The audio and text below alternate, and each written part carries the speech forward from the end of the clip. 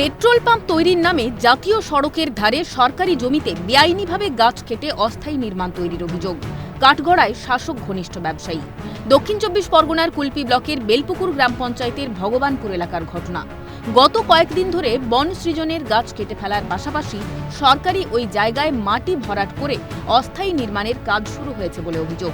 এদিকে গাছ কাটার অভিযোগ অস্বীকার করেন অভিযুক্ত ব্যবসায়ী। আমার যে প্রজেক্ট অর্থাৎ পেট্রোল পাম্প করছি, সেই পেট্রোল পাম্পের যা গাইডলাইন বা যা সরকারি যেখান থেকে যা কিছু পারমিশন নেওয়ার দরকার সেগুলো পারমিশন নিয়ে নিয়ম মেনে সেগুলোকে আমি করছি। এই বিষয়ে পাল্টা অভিযোগ করেন অভিযুক্ত ব্যবসায়ী। কিছু তোলাবাজ ওখানকার লোকাল তারা আমার কাছে ইচ্ছাকৃতভাবে কিছু ডিমান্ড করে বা সেগুলোকে আমি সেই জায়গা থেকে কোনো আপোষ না করি, সেগুলোকে আপোষ না করার জন্য আমার বিরুদ্ধে মিথ্যা অভিযোগ এগুলোকে করছে। গোটা বিষয়টি প্রকাশ্যে আসার পর উপপ্রধানের নেতৃত্বে এলাকাবাসী গণস্বাক্ষর করে লিখিত অভিযোগ জানায় কুলপি থানা, বিডিও অফিস এবং বন দপ্তরের কাছে।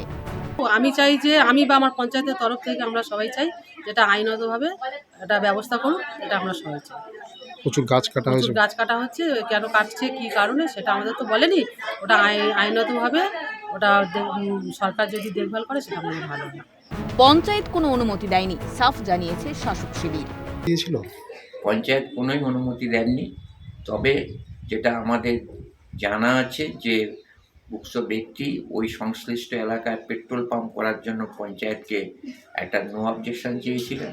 পঞ্চায়েত তাকে নো অবজেকশন দিয়েছে এই মর্মেই যে সরকারি নিয়ম মেনটেন করে যদি তিনি জনস্বার্থে যদি পেট্রোল পাম্প করেন তাতে পঞ্চায়েতের কোনো আপত্তি। বিধায়ক অনুগামী হওয়ার জেরেই সমস্ত কিছু হচ্ছে, তোপ দাগে বিজেপি।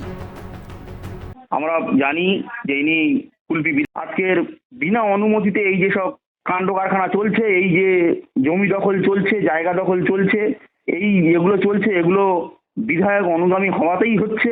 রাজ্যে বেআইনিভাবে বৃক্ষ নিধন চলছেই। রাস্তার ধার থেকে সুবিধা মতো গাছ কেটে নিয়ে যাচ্ছে দুষ্কৃতীরা। এর জেরে বাড়ছে দূষণ।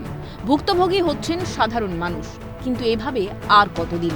কবে ফিরবে প্রশাসনের হুঁশ? দক্ষিণ চব্বিশ পরগনা থেকে সৈকত ঘোষের রিপোর্ট, ক্যালকাটা নিউজ।